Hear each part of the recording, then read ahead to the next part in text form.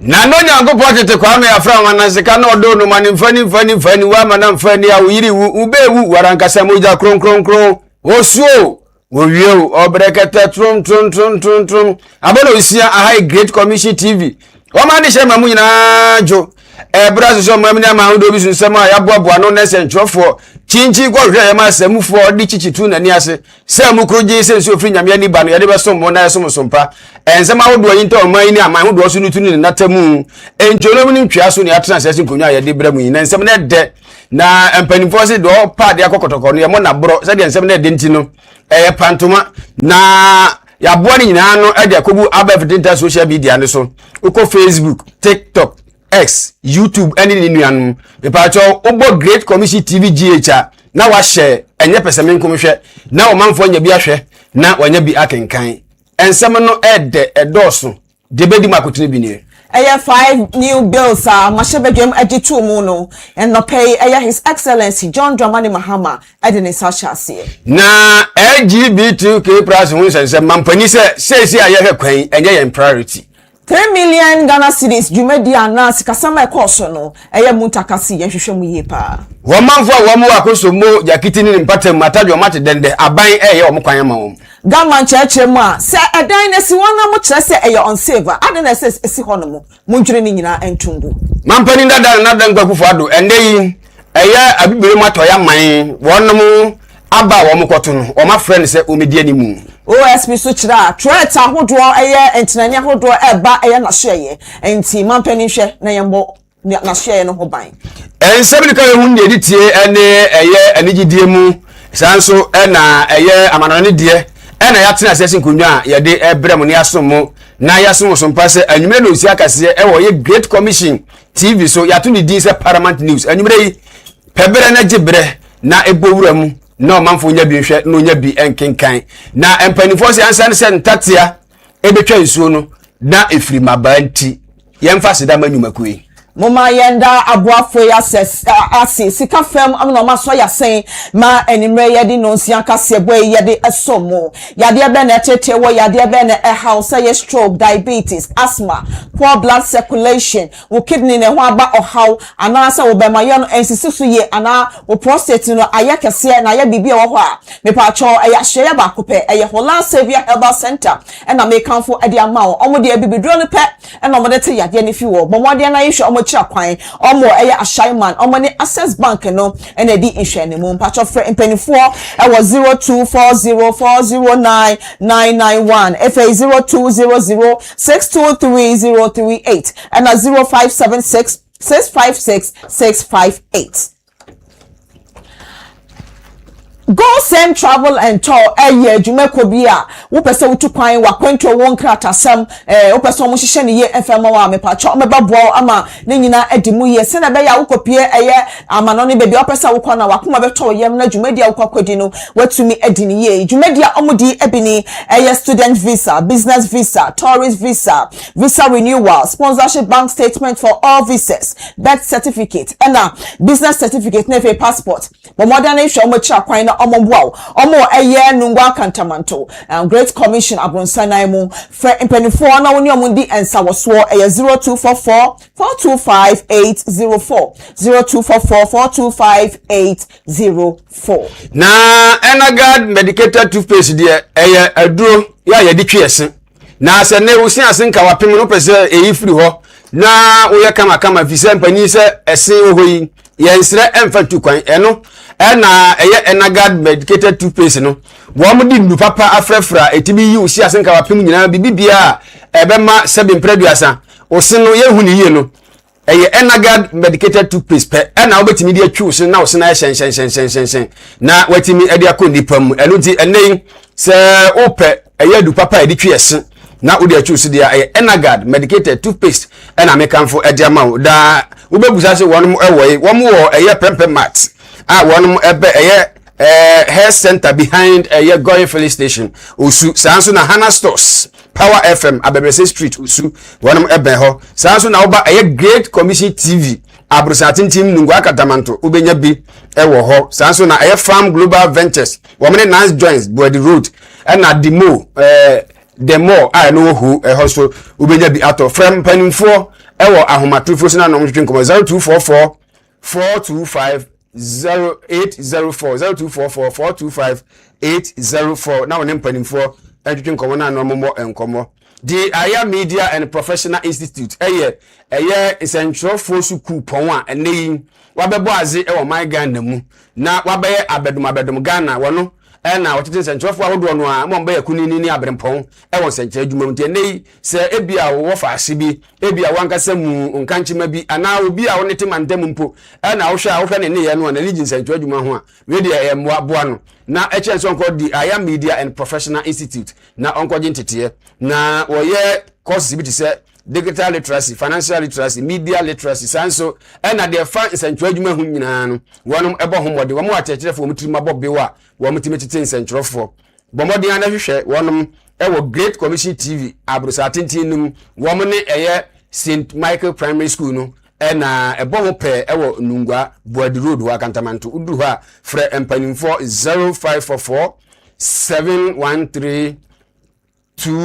929 0544713929 na onim panimfo bonkomo na ontimi mo asa enyumako yi enyumako bebre na aso yasene ama obi ni ninu aba ye besom mo na yasom so mpase enyuma do isi akase Great Eye Commission TV eso Paramount News papa bi na kase de beda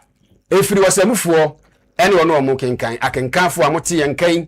eyame adehye hene nana ageman prempe osmafo palo mini aba Emma kasama fo ya mansa moma yenje bra na yentwa ye hombra se ya ba ye de ensam no webesom wo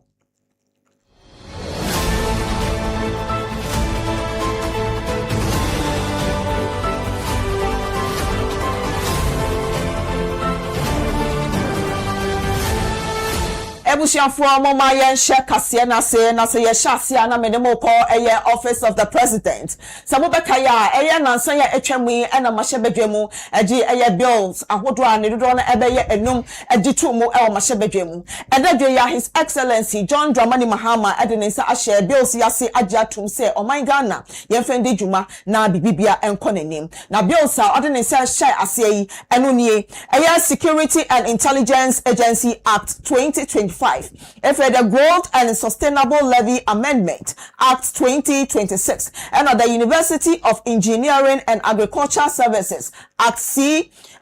2025 and the Ghana Deposit Protection Amendment Act C 2025 and the Education Regulatory Bodies Amendment Act 2026 where ye nkrata ana bills ahodwa His Excellency John Dramani Mahama edenensa hyase na ochemu a eye New Security and Intelligence Agency Act no eno abolish ana eye Office of the National Security no every honomo every beboa mamampani ni assignment ahodwa obaye no mama security agencies no etumi adi dwumadie ade ama eye ministry no.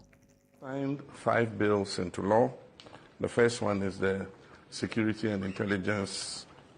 Agencies Act 2026. What it does is it removes the Office of Minister of National Security and frees the President's hand to appoint any minister to supervise the security agencies. It also reverts the name of NIB, National Intelligence Bureau, to Bureau of National Intelligence, and so it becomes BNI again, so that it sorts out the confusion between that security agency and a very well-known Ghanaian commercial bank. Then this, the University of Engineering and Agricultural Sciences Act 2026. It sets up another university in the eastern region at Bonsu with 3 campuses, a main campus at Bonsu, second campus at Ohau, and the 3rd campus at Achirenswa in the Ahafu region. Then this is the amendment to the Growth and Sustainability Levy Act. As you are aware,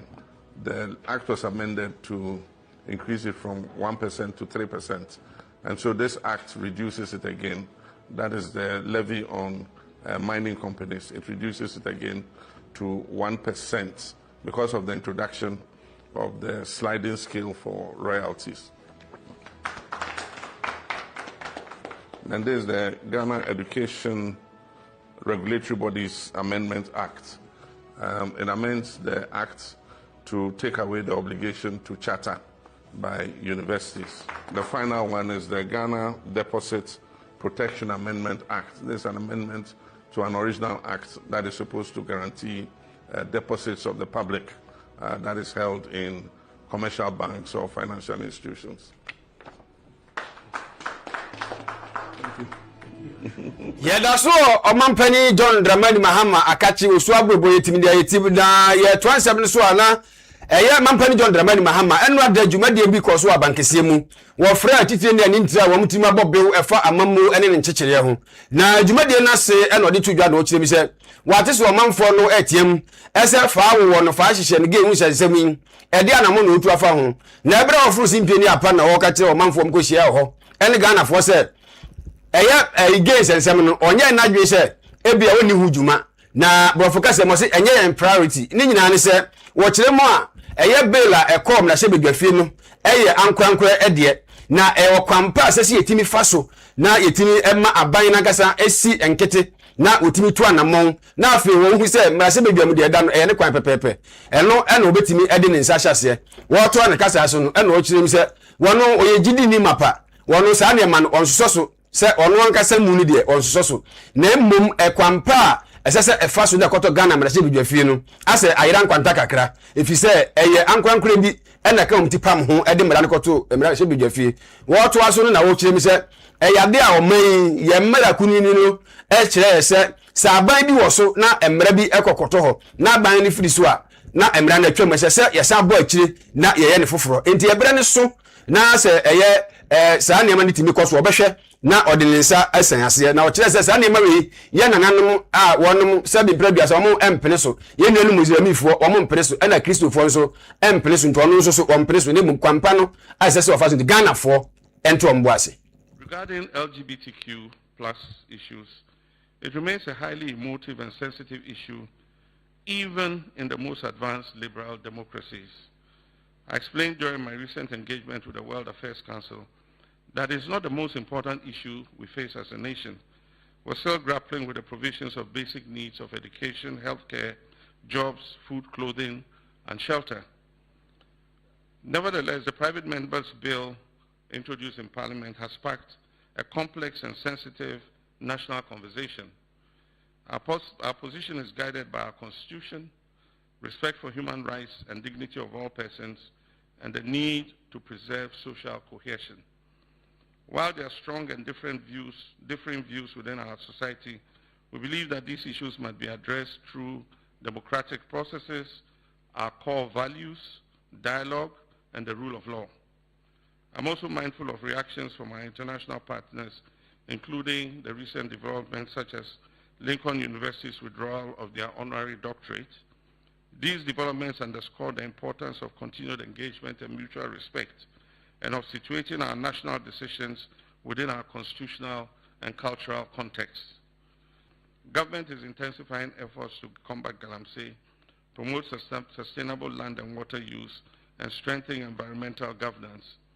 We look forward to closer collaboration in safeguarding our natural resources for future generations. Ebusiafo moma ya entoa ensam no so mfemma o yeda so ewo enkran popuni mantemo Minister for Interior Honorable Mutaka Mubarak and afre full scale investigation me kire nhwehwemu a efa sika ana dwumedia ekoso a ne sika no ne dodo ye 3 million Ghana cedis a efa ahye ne mu na opani kire anka be ya Controller and Accountant General Department no omonye san nhwehwemu ya omo fa nkofa Ghana Integrated Financial Management Information System GIFMIS mu asuyeye ekyeremu a sa sika yi ano ode ne pa nti penifo anhwe no manhwehwemu a edo ha baba sika no dodo 3 million Ghana cedis na sa sika yi omutua wo afi 2024 wo ensame mu oswafo Mutaka ekopie mu Public Account Committee PAC ebnadai 31st March afi 2026 no peni kira se omanye ne ntem no manhwehwemu a ebe ha adwen ye pa. If you permit me, I'm not an expert in financing, but Madam Chair, you have been at Minister of Finance. You and I know there's no way any payment will get to controller if it's not through the give me system. Unless there's a way that people can walk to controller with documentation that has not gone through the give me. So if truly this is something that has happened, it is something worth not just cross-checking document. It's worth investigating that people could get to controller level without passing through the system. I mean, for me, it's even a crime. So, Madam, I agree with you. We must get them to get the facts, and let's interrogate it properly so that we'll see which method was used to get that to controller, so that we can make sure that it never happens. So I agree with you that. Ye ko piemu ewo tema motorway kwantimpo no eso no soafo a wo hwa kwan ene akwantimpo ensem so honorable governance Kwame Agoja ene ordinary ko twa wisia ne hwe santem de nani ko di kwan no a ekoso no achi na okodu onani je papa na ne kasa emu no okase yade a aban no sika bi esese wotua contractor no watua na oni kasa emu na o chese dida ben epa na kwan mu bewie na eho na oni project manager ya wono eda ekwan a wono eye na no engineer Ben Saki na wono so nkasa ye mu ankomotwetwe mu na o chese wono ebewie hwebe afia ebesim no eye August bosom ne de tosonson do mawie no how ba ko a wo mu hia pa ene se baabi wo ba hu se eye water for pipe no na enam kwan num ebi wo so a electricity eye extension ade no ene nam ho wo mo hwe ni mu a hwebu ada senka wono mu a wo mo edi se adwuma no wo mo mehwe na wo mu nyinyi ni nko mo fa nko ba mi mo de be ko no mutimi nya kwan enye kwan ne ankoba ne sa na se ekosoa na wo mo ye hwebu ada de a ene ekwan na ebra wa hye ni bo ha na twam ebe ma che papa enti osere osoafo ne se de ebeye na obetima ya kwan ne ntentem ama akona ebadie atima gina ne naso no enti mi emwa pa na onfre wono mo edi sa adwuma ne nyina se wonhwe na omeye emfa ne manto akwa muda woka sa wie yepe na osoafo ne kase nokore enya hankoa na sa challenge bi efiri kwan ahodo a anda big push no ene oba baabi esese ye di nsuo pipe no ye twifiri ha baabi electricity pole na homa ye twifiri ha no a ayo hwebu adanti ama kwan ne bibiri wa hwa ebeche enti wo stress wo behwe na ekwanko mbefa so mbe sa de nyina ama kwantempon no so ada ho no wo mbe governance Kwame Agoja ni nsem ni not peculiar to this project. It looks like all our major projects are having difficulties in relocation of services, electricity and water particularly. The subcontractors working on this project, you know this project, the real owners of this project is ATEL, Accra Tema Expressway Limited, which is an SPV but owned by government. Of course, it's a public road, so Ministry of Road and Highways is responsible. The good thing is that as of now, all the outstandings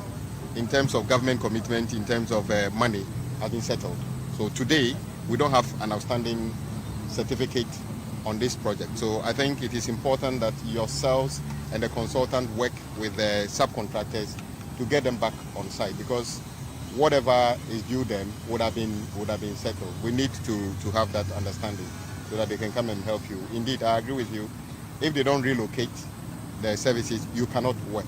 And we want to take the opportunity to encourage you to work closely with Ghana Electricity Company of Ghana and also Ghana Water. We know of some challenges as well, but since you didn't talk about those ones, please, just to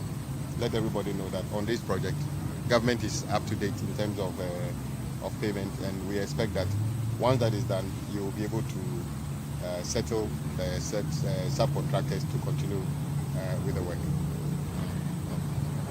When will this project be completed? When, yes, because you know the project is already in delay for various reasons. Consultant, what is the new timeline that you are working with the contractor? Because that needed to be made known to us. What is your current projected completion date, if everything goes to plan? We haven't programmed for extension, so we trusting that we can maintain the same time period in terms of completion dates. That's second. Yeah, that's so. Ewa enkwan popone mantemu na eye government checking taki teko true a otoso mienu ade nhihye anu odin pa eguo se be ya adan yakodo a esisi ho a engine ye no be ya nka ye ntwirigu na no na ma Accra New Town sa atwe nchemi eto ya no mo ko asode man ka mo ko akoso mo nyame a edan adwirigu enipa aduasa so a enipa miensa ato anananom ewonse do a enipa 20 so epra emo odin pa odin semi twidwa abra oko ensahwe eya eda brandey na efe nanananom atena kondwa so ede omano to asem omo chema eya structures ana adanya esisi ho aye week na de no onti asese wo se ye ja ni nyina edisisi wo samoje de se edan ni nyina ye week a wo se ye dwiri tugu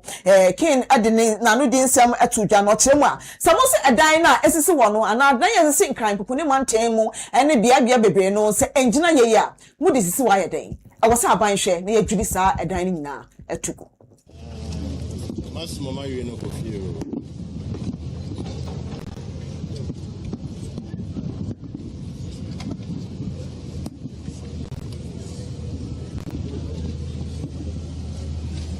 Womincho egbeneno kendanye fenshi wo minister ke wo army ke agbene wo mayor MC ke agbene wo regional minister ni le kenklen ehani inuneke adafine ewa akechi ke ha no ne bane me engme amewala he meteson ni mete ne engme amewala he moko nyamini moko bini moko cheni moko nyanyo wo sani wo kwe wo fe wo ni bi ojugba ye manemi aye regulatory bodies ni amekwo building code schools to ma ayalolo ke mamprobisi mpe ke meneshe fe fi anke sani regulators aya he na fe na ya kwe no fe no ni jigbe ke bi ahia ya amekramo amegbejian no to ni womba school ehia wo eya feju alo beni gbeke bi na ye school nkun matane onye nwolo kun de ne kan etomo shi mi hanye po domo manche me fe ni ogadangbe na manyeme fe inhanye lumo fe inhanye po afe nuko wo ba kwe ngo ke wo he wale abacha nadmu ke meneshe fe ke regulatory body se ke amlalue ni wo ya schools ami ni wo akwa keshin and the building code e tuni lo safety service the regulators. It is important that we ensure that this building code is adhered to. If the structure is unsafe, like you said, with the engineering, then of course it must be broken down. We must even now see if this is the only part of the building that is defective and why it has collapsed. And if the rest of the structures are unsafe, then of course we have to break it all down and erect a new structure. We can't live like this. Na said the mpanimfo se adehya ko nyato adehya nyina pribia no nam so ama abibrem atoya man a wo me nkabo muko economic community of West African state enei wo mu nkonwa na dampan ni nyina ne se de oche so no emra no de adwuma enti ebra so se wo mu koto aba na mu ye obi foforo no obedi aman nanim na enne nam so ama mpanimfo esi nkonwa no wo mu hu se CCCC na naku krata abomi no mampenda da na danka kufu adade droba wano eno sefata se obedi eye omanim na omkoto omaba no enti edei atadwe na Akufo-Addo ato de graphic ahodo ni nyina mu so obo siri heha ni na eno enam so ama yehwe ni mu se wobekwa kopie mu ewo eye Benin kuro bi a wo mo frɛ no eye Kotonu ho no wokwa kopie na ho na bato chenchenche no eba abekoso na me no kase wo hwe se wo beba nkran eye oforisuo obuso me da etoso enwotwe na omo aye bibia hwa kosi se oforisuo obuso me da etoso eye dunum no bibia abekọ na wie ya maso dua ba na sanse bi mu no ama na Akufo-Addo ani age papa na anu ada em se owie no hedan tu kwan sa agema wie na etoso mienu enti ama na ani age pa wakwa ko lidi abaka krakai no akọ na dwen enti ni kase ni bibia no te ne office. Ghana's former president, Nana Akufo-Addo, will head the ECOWAS mission to oversee Benin's presidential election, the Economic Community of West African States has confirmed. The April 12th vote will choose the successor to Patrice Talon. He's constitutionally barred from running after serving 2 terms in office. His decision not to challenge the law has been hailed as a sign of democratic stability in a region recently rocked by military coups and constitutional amendments to maintain power. ECOWAS says its electoral observation mission will be a catalyst for promoting democracy, good governance and regional stability. Observers are empowered to monitor the technical running of the poll, the neutrality of state institutions and the election's overall environment to ensure it meets international standards. Talon's hand-picked successor, Romuald Wadagni, is a strong favourite to win after the country's main opposition candidate was barred from running. Office of the Special Prosecutor ne nakachi eye Kisi Ejaben ochemwa eye political interference no omo boni chene pa efa na djuma odi e wo man Ghana mu no kira eye anti-corruption body sa body we esi eye djumede bebre anokwan ema na so eye no djumede oso omude no emu ye mre pa na odin sami tudwa e wo national dialogue on the focus of the OSP eye and Tuesday 31st March 2026 Mr. Ejaben chema ebe yanka mampeni onhwe na ombo omochidom esanse tumi no ekitano na de sa protection and support ne de mom a ebe ma adwuma omudi wo man Ghana mu no epeja any other institution to fight corruption, and with this my job is done. However, I have started counting down my days to when I depart as the Special Prosecutor. When I become the former Special Prosecutor, I want to look back and say, civil society forged this office and civil society preserved it. It is your handiwork. Do not let it die. You recall what happened in 2025. Incidentally, it was our best year of performance. At the same time, it was our worst year of existential troubles. Why should Kisi and a few officers of the Office of the Special Prosecutor be the ones always fighting existential battles just to keep this office running? Had it not been the good-naturedness of the President, the office would have been scrapped by the end of December 2025 in Parliament. Ask yourself, why? It is because politicians don't want us around. It is that simple. And why do they not want us around? Because we are bad news for politicians. And that is why civil society should keep it afloat. I am not known to be diplomatic. I speak what occurs to me. The attempt to scrap the office of the Special Prosecutor last year is not dead. And this is a charge I'm giving to civil society. It is not dead. It is live. But we should not depend on the goodness of the President to say, withdraw it from Parliament. Rather, we should build this institution for the ages, an institution which stands the test of time.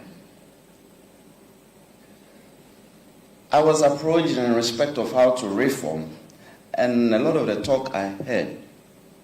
was revolving around me. And I told these well-meaning people that do not make proposals because of my nature. Some may see me as good, some may see me as evil, but do not turn legal provisions around my traits and characteristics. And the same way I'm saying, do not let this office's existence depend on the fact that the president. Womanfo a wonomo ewo akosombo jakiti eye kudikope empotemu na atadwo mate dende ni nyina ewo asojama mansi mu payment am na emu na okopi ho sa eye akwan bi ana atete kontebi na ema faso a wo mo konyima na o mapon na adraba fo so wo mo teneta nyina timi se mo mba buna bobo na ne na abro yi puma kwan mu nyangopo afa afia ma nei wo yi kwan ni papa ewo ho na me no ekasai no eyade akopie mu ewo ho a na ne enkuro mako wa mo doso wo kwan no nkura na ekwan wo mu yi no ebrofo kwan si no aduasa mienu me kire 32 kilometers na wo mu eyi a ebesom enkuro ahodo a ewo empatam ho se ye ha ni nka enkuro baako a wo mo kwan mo ye agina adumasa eye jakiti ene wono mo ka ho nyina ni nyina wo asojaman emansi no apoye mantam no emu na eyade a okopie mu ho a wo mo kire mu a eyade a abandada ne penso 2016 a mampani John Dramani Mahama ne first time na wo be free so ene o share kwan na se na danko akufo ado MPP amanyoko ni ba so no ene o hebu ada wo mo twe o mani kura se do mo yimframa bone o VIP mu wo ma mfi kwan nya be sinde na ne na aburo ipuma kwan mu a me ne ka se ne eyade a wo mo kwan so a wo mo eye na site manager kire nani so ene ekwampa abanya faso a wo yi sa kwan de ma manfo a wo ho adrawa fo wo ho ene ni titiri no omo ebebo mama Ghana ye economy nso atimi abafise bibire ne wo ho a eho ne nuane ene akade ene nema efiriba yente ni sem ne bi 4 months on site. We have criteria of work we are doing here. We are drains. We have the structure works. That's the drains and the culverts and earthworks. So when it comes to the drains, we have done 98% up to today. And when we come to the culvert, we have done 60% up to today. And when you come to the earthworks, that's the sub-base work, we are close to 15%. That's 15%. You know, it's a company of high capacity and of good standard. Notwithstanding that, I want to tell you that if somebody should make a claim that one person should be able to do the caliber of work we are doing here, you know, that should tell you that maybe the person lack information, and also the person does not really appreciate the work that's going on here. One person could not have done this. One person could not have done this work. So, based on our capacity, even without any financial mobilization, anything, but look at what we have done. That should tell you the kind of the capacity of the contractor and the commitment to the big push agenda.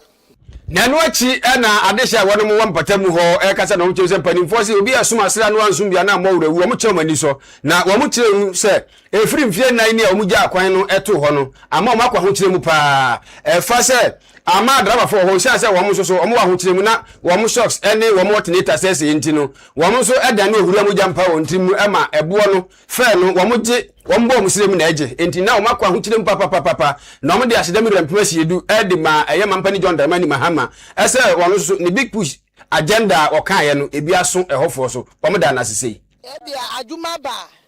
yensu ebenya adwuma bia ye yesu adusia obi ba na so beto a yesu ebenya sika adwuma beba obema adwuma so beba kuruye kromu ha ye manu meyi adwuma aye so se habo nso eba yesu yetanechi say the habo nso beba no ye mianu say aye di business kakra no ye benye sika bi ade apega na habo nso ebe kosoro amaye de wo ye maye no ye na ye chi papa ye hu sa di bida otwa ko yi maye no ye kwada kiti ye hu bi da se mahama tamu aye de ti nyamu chanu no bona bosu no ni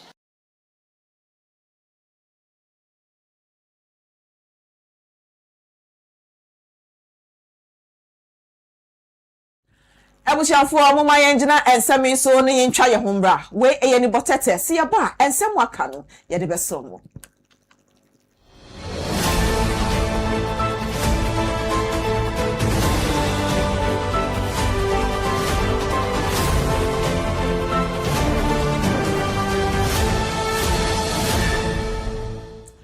Ebushafo yadama se semajebre atwen ama yetwa ye ho aba moma yenda aboafo ase sika fam omo maso ya sen ma de no nsia kase boy ya de so mo afide kase so go same travel and tour se wo pay travel and tour bi mama bo e wo akwanto ho sem a me pa cho e ya hye ba ko pe e go same travel and tour and I make come for e dia ma se enkrata sem bi te se e student visa, business visa, tourist visa, visa renewal,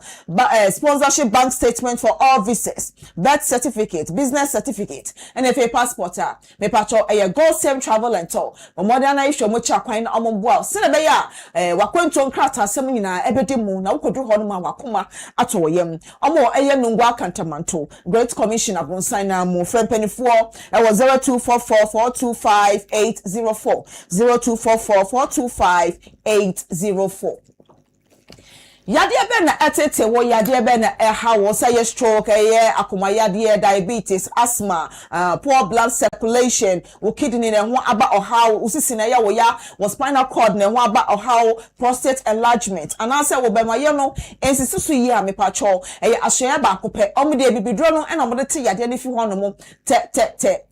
Hola Savior and Herbal Center me pacho hwe mo kira kwan no omutu yade na ase enfema we enye lale kwefo ne bia lale kwefo de no kwa me pacho mo de do no ma wa ade chinya eto so menu a na yade ne si menimu ni o me pacho we de mo de do no ma wa no mo de do no ka wa oho beto ama wada se ye pa obo wo eye ashaiman omo ne access bank no na edi hwe ne mo fempenifo e was 0240409991 if 0200623038 and 0576656658 na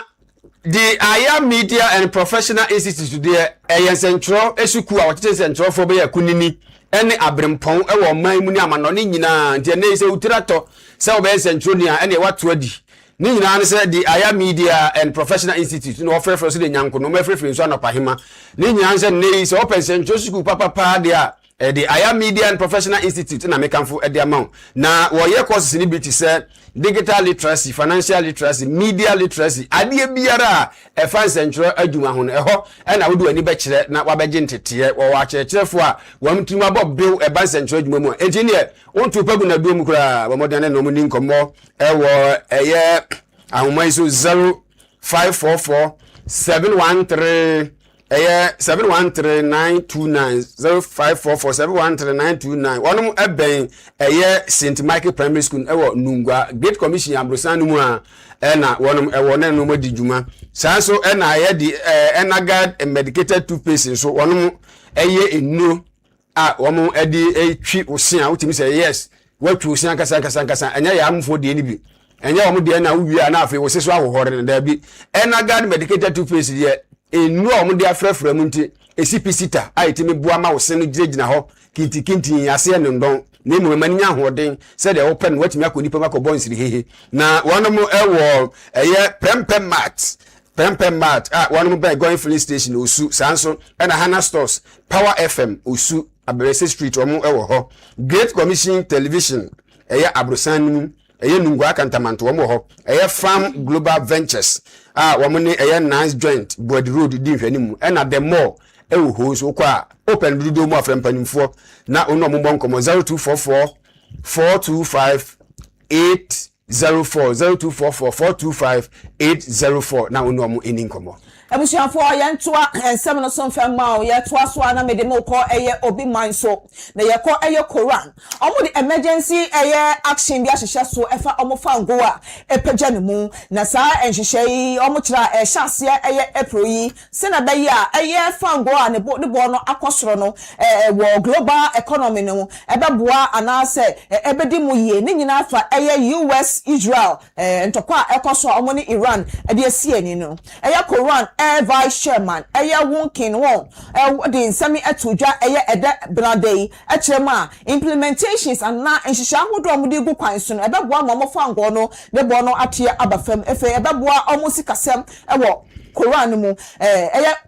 Korea kronimu ne nyina efa fango bo a akoso ewo global ensensemi mu omo chema eye latest Asian omo airline a omo da ba betudwa e kire measures ahodo omo digu akwan so se na be ya ebetumi asi eye economic impact a akoso ewo Iran entokwane mu impenifo e kire fango yi eboa ye pagya ne mu no eye 50% na ehase abra sa entokwan na de impenifo edisisi so eye 28 February we ama global jet fuel prices no epeje no mu yie pa eye working one edin semi to dwa no chema omo de hihye de egu apono so se na be ya ebe kwatia na efei eye Korea fo no omo so omo ho ebe han omo. Korean Air will enter emergency management mode in April. A source with knowledge of the matter told Reuters on Tuesday that the decision was driven by rising oil prices amid the war in the Middle East. The airline said in an internal memo that if high oil prices persist, it expects significant disruption to its annual business targets. It said it will shift to an emergency operating system from April. The memo, reviewed by Reuters, added that the airline plans to implement phased response measures based on oil price levels and step up company-wide cost efficiency to offset surging fuel costs. Shares in Korean Air were trading down 3% on Tuesday afternoon in Asia. South Korean Airlines, Tiway Air, and Asiana Airlines have also entered emergency management mode this month, according to local media reports, underscoring the broader strain on the country's aviation industry.